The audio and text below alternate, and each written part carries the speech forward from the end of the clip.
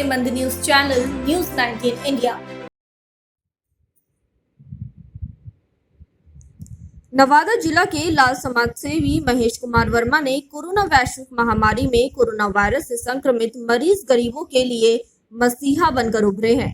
Lockdown की वजह से गरीबों की समस्या को देखते हुए खाने पीने की व्यवस्था के कोरोना से ग्रस्त मरीजों के लिए डॉक्टर से लेकर दवा, ऑक्सीजन, एम्बुलेंस, बेड आदि सुविधाओं का मुहैया अपने निजी फंड से किया।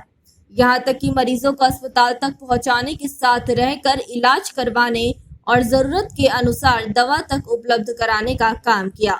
2020 से 2021 तक लगातार कोरोना काल में समाज सेवी महेश कुमार वर्मा कोरोना वॉरियर्स के रूप में लोगों के बीच छाया रहा। नवादा में एक मिसाल बनकर उभरे हैं महेश कुमार वर्मा। समाज सेवी महेश कुमार वर्मा ने बताया कि मैं 2020 से लगातार नवादा जिले के सभी गरीब जरूरतमंद लोगों तथा कोरोना से ग्रस्त मरीजों के सेवा में लगातार लगा हूं और आगे भी लोगों के सेवा के लिए हमेशा तैयार हूं।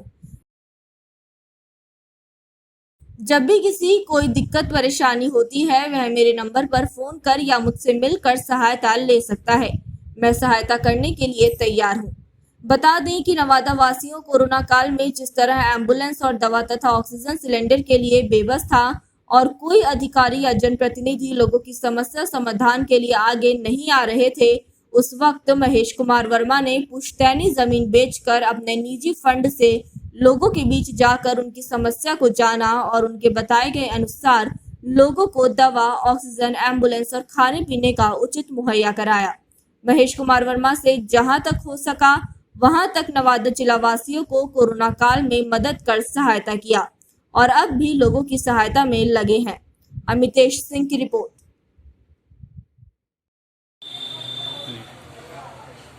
जी बताएं महेश जी कि आपने जो है आपका कुछ दिन पहले एक सोशल मीडिया पे एक वायरल हुआ था अखबार के माध्यम से कि आपने पुश्तैनी जमीन बेचकर लोगों को जिस तरह से कोरोना काल में आपने गरीब की हर आर्थिक मदद किया है, उसका मुख्य उद्देश्य क्या था? मुख्य उद्देश्य मेरा है समाज सेवा और समाज सेवा के अलावा मेरा कोई उद्देश्य नहीं है। मेरा उद्देश्य है गरीबों का उत्थान। जो हमारे जो सरकार को ध्यान देना चाहिए था, जो अंतर्गत जो प्रशासन को ध्यान देना चाहिए था, कहीं न कहीं कुछ न कुछ चूक था, जिसको मैं देखते हुए यहाँ कोहराम मचा हुआ था। एक समय लोगों में भगदड़ मचा हुआ था, बेचैनी था, जिसको कोरोना का पॉजिटिव हो जा रहे थे, उन्हें समझ में नहीं आ रहा था, हॉस्पिटल आने से डर रहे थे। कुछ लोगों ने मुझे फ़ोन किया कि भैया अगर आप साथ चलेंगे तभी मैं हॉस्पिटल जाऊंगा। तो वैसे लोगों को मैं साथ जाकर हॉस्पिटल में सारा सुविधा, जैसे आपका ऑक्सीजन हो गया, एम्बुलेंस हो गया, अगर दवा नहीं है उसके पास, पैसा नहीं है उसके पास, तो ये सारे चीज को मैं जहां तक संभव हो सकता था मैं मदद उनके साथ रह कर रहा था।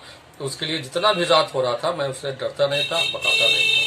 जिस तरह आपने सरकारी अस्पतालों में जाकर लोगों की जो मदद पहुंचाए, आपने ऑक्सीजन, गैस सिलेंडर, दवा से लेकर हर कुछ का व्यवस्था आपने कराया, क्या उस कोरोना काल जैसा बीमारी महामारी में आपने सरकारी अस्पताल में लगातार आपने कैंप नहीं किया, आपको कुछ डर नहीं अनुभव हुआ? ऐसा नहीं, डर तो सर रहता है कहीं न कहीं, लेकिन वो डर जो था उसके सामने कुछ नहीं था। जहाँ लाचारी, गरीबी, बेरोजगारी, जहाँ डर, खौफ, दवा का दिक्कत, एम्बुलेंस का दिक्कत, जीवन और मौत के बीच का जो फासला चल रहा था, उसको देखते हुए हमारा डर खत्म हो जाता था। मुझे लगता था कि मुझे कुछ हो या ना हो, लेकिन इसको बचा लेना जी। लेकिन आपने जो निजी फंड से जो आपने किया, उसमें आपको क्या मतलब, जिस तरह से आप गरीब की जो जितने लोग को जान आपने बचाया, उसका आपका क्या मुख्य उद्देश्य क्या रहा? उन लोग का कुछ एक थॉट होगा ना आपका?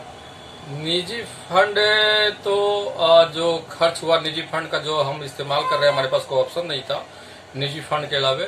लेकिन कुछ लोगों को लगा कि मैं हो सकता है राजनीति से प्रेरित होकर ये समाज सेवा कर रहा हूँ, तो ये गलत है। मैं राजनीति नहीं करता, मुझे किसी प्रकार का वोट नहीं चाहिए था और शुद्ध समाज सेवा मैं लगातार 20 सालों से कर रहा हूँ और आगे भी मैं जब तक जिंदा हूँ लगातार ये सेवा जारी रहेगा।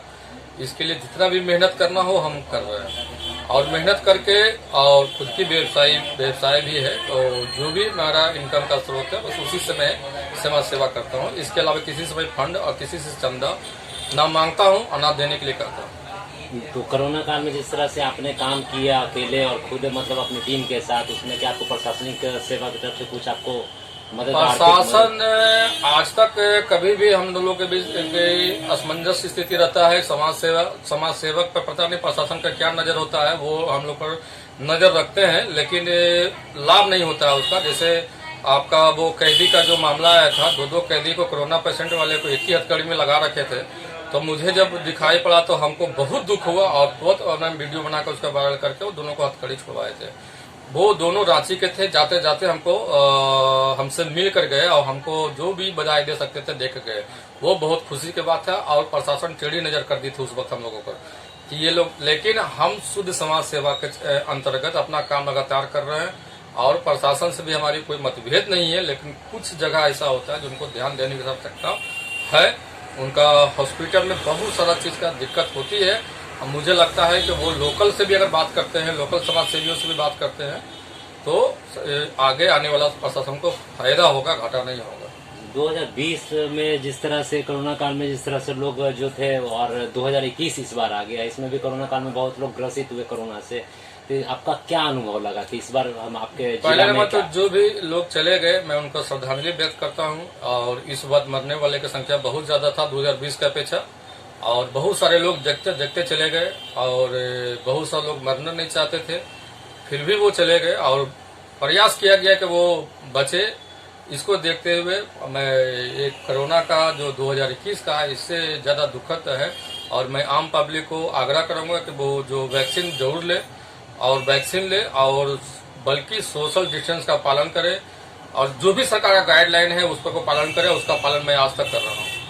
फिर आगे का क्या आपका उद्देश्य होगा? आगे उद्देश्य होगा कि जितना भी जागरूक हमारे नवयुवक पीढ़ी है, हमारे सीनियर सिटीजन है, वो एक दूसरे को पूरक बने और समझाएं। और जहाँ भी किसी तरह का कोई कष्ट होगा वो एक बार हमारे नंबर पर कांटेक्ट करेंगे, हम उनके पास आते रहेंगे।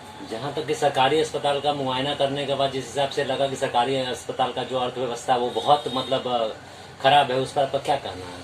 सरकार की भी व्यवस्था खराब तो नहीं कर सकते। सरकार की भी व्यवस्था भी ठीक ही था, कहीं कहीं पर चुप उनका जो था, जो तालमेल की कमी था, प्रशासन पदाधिकारी के साथ जो बैठक होती थी डॉक्टर लोगों का, उसका तालमेल की दिक्कत था और पेशेंट में भगदड़ की स्थिति थी, वो संभाल नहीं पा रहे थे। उस वक्त हम लोग उसको संभाल रहे थे।